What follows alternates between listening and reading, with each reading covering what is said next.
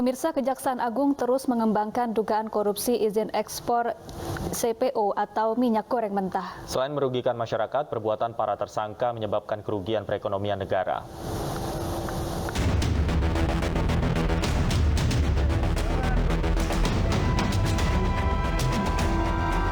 Kejaksaan Agung terus mengembangkan kasus dugaan korupsi izin ekspor minyak goreng.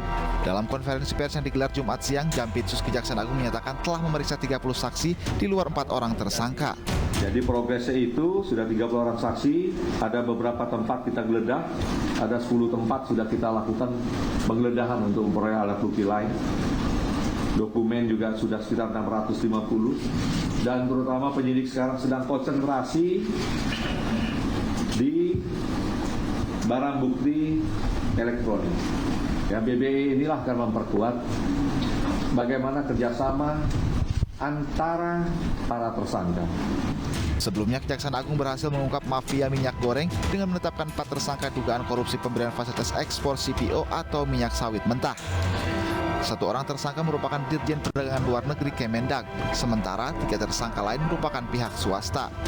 Salah satu perbuatan tersangka yang diduga melanggar hukum adalah dikeluarkannya persetujuan ekspor kepada eksportir yang seharusnya ditolak izinnya karena tidak memenuhi syarat. Untuk itu, kami telah melakukan penyidikan dan telah ditemukan indikasi kuat bahwa perbuatan tindak pidana korupsi terkait pemberian persetujuan ekspor minyak goreng telah membuat masyarakat luas, khususnya masyarakat kecil, menjadi susah karena harus mengantri dan juga langkanya minyak goreng tersebut. Selain merugikan masyarakat, perbuatan para tersangka menyebabkan kerugian perekonomian negara dan mengakibatkan kemahalan serta kelangkaan minyak goreng. Dari Jakarta, Tim Liputan iNews melaporkan. Mafia minyak goreng menyebabkan masyarakat sengsara dan merusak perekonomian negara. Bagaimana seharusnya Kejaksaan Agung dalam mengusut mafia minyak goreng ini? Untuk mengulasnya sudah bergabung bersama kami Ketua DPP Partai Perindo Bidang Hukum dan HAM, Tama S. Langkun. Selamat sore, Mas Tama. Selamat sore, Mas Davi dan Mbak Syafa. Baik, Mas Tama, apa yang dilakukan oleh Kejaksaan Agung? Sebagian masyarakat menilai bahwa sudah pada tracknya, sudah on the track begitu. Bagaimana seharusnya Kejaksaan Agung menindaklanjuti langkah pertamanya dengan menangkap beberapa tersangka mafia minyak goreng ini? Tentu saja yang pertama kita perlu berikan apresiasi kepada Kejaksaan atas kerjanya untuk mengungkap dugaan kejahatan atau dugaan tindak pidana korupsi dalam kasus minyak goreng, ya, kelangkaan minyak goreng maupun kenaikan harga akibat adanya korupsi. Nah, dari hal tersebut kemudian saya mencoba untuk melihat dari beberapa perspektif. Yang pertama tentu saja dari perspektif tindak pidana korupsinya. Kalau kita berangkat dari penjelasannya Kejaksaan Agung, Pak Jaksa Agung mengatakan bahwa adanya dugaan tindak pidana korupsi kemudian mengakibatkan kerugian perekonomian negara. Ini di pasal 2 dan pasal 3 Undang-Undang Tipikor. Ya. Nah, dari situ kemudian saya berharap ada penguraian dengan jelas kalau kemudian kerugian, berapa sebetulnya kerugian yang timbul, dan kemudian yang paling penting adalah siapa yang menikmati kerugian tersebut. Tentu saja ini menjadi hal yang kemudian harus di-treatment oleh Kejaksaan dalam kaitannya tindak pidana korupsi. Sehingga tidak hanya bicara soal 4 orang saja yang tersangka. Karena kalau saya membayangkan dalam konstruksi yang dibangun oleh Kejaksaan, apakah mungkin kelangkaan minyak goreng, menaiknya harga, kemudian perekonomian negara jadi rugi, itu hanya disebabkan oleh seorang dirjen dan 3 orang dari korporasi. Jadi saya rasa kerugian negara itu kemudian ketika didalami siapa yang menikmati, itu akan mendalami juga kemudian siapa-siapa yang bertanggung jawab. Jadi kami berharap Kejaksaan juga serius dalam konteks itu.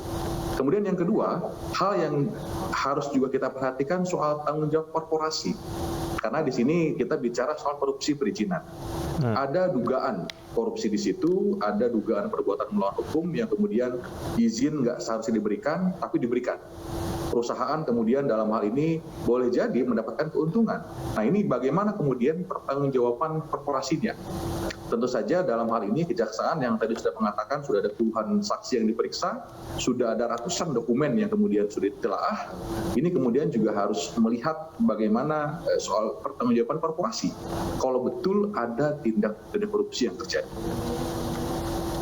Ya, Mas Tama, jadi Anda memprediksi ada pihak-pihak lain yang berperan lebih besar dalam kasus ini. Kemudian bagaimana semestinya Kejaksaan Agung mengungkap kasus ini agar kemudian terbongkar seluruhnya begitu?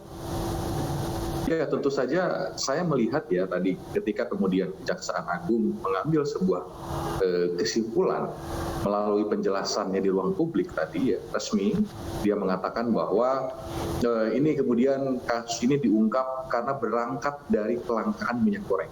Nah, dalam konteks kelangkaan, apakah betul bebannya kalaupun ada kejahatan di situ hanya ditanggung oleh dirjen dan kemudian 3 orang korporasi tadi. Nah, kemudian kita juga harus melihat apakah isu yang selama ini digembar-gemborkan ada istilah mafia minyak goreng, apakah hanya mereka?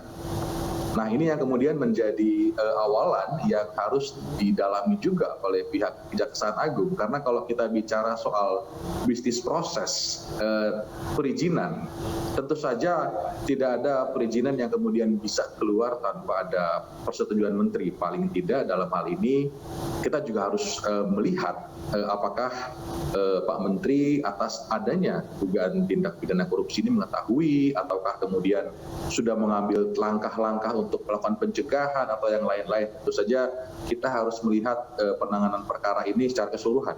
Karena dalam bayangan saya, ujung dari penanganan perkara ini bukan hanya ada orang yang dipenjara kalau ada korupsi di sana, tapi ada juga kerugian yang dikembalikan, termasuk perbaikan sistem. Karena ujungnya harus kita bisa pastikan bahwa kelangkaan kemudian nggak terjadi lagi, harga minyak goreng kemudian juga bisa dikendalikan. Karena ini bagaimanapun masyarakat menjadi pihak yang paling dirugikan atas kasus ini, begitu. Oke, baik. Tadi Anda juga menyinggung soal pertanggungjawaban korporasi. Nah, menurut Anda apa bentuk pertanggungjawaban korporasi yang paling tepat yang juga bisa berdampak luas pada masyarakat, Mas Tama?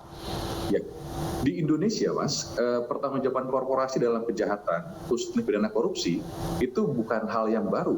Beberapa kasus misalnya ada denda kalau betul korupsinya terbukti. Jadi kami berharap kejaksaan nggak hanya fokus bicara soal tanggung jawab orang per orang, tapi juga melihat beban perusahaan, beban korporasi.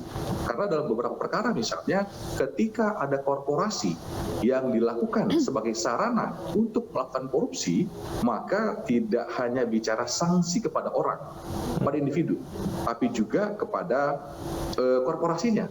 Nah, ini yang menurut saya ke depan harus dilihat apakah ada peran itu di sana. Ya, lagi-lagi kita harus bersandar pada bukti dan kita juga tidak bisa menerka, lebih kepada ini masukan kepada Kejaksaan Agung dalam kaitannya melihat pertanggungjawaban korporasi di sana. Karena kalau ada kerugian, tentu saja ada kerugian yang dikembalikan. Kalau betul ada kerugian yang ditimbulkan akibat korupsi tadi. Nah, ini menurut saya menjadi salah satu hal yang penting juga untuk dilihat. Baik, terima kasih Mas Tama Satria Langkun, Ketua DPP Partai Perindo Bidang Hukum dan HAM telah bergabung bersama kami di iNews Sore.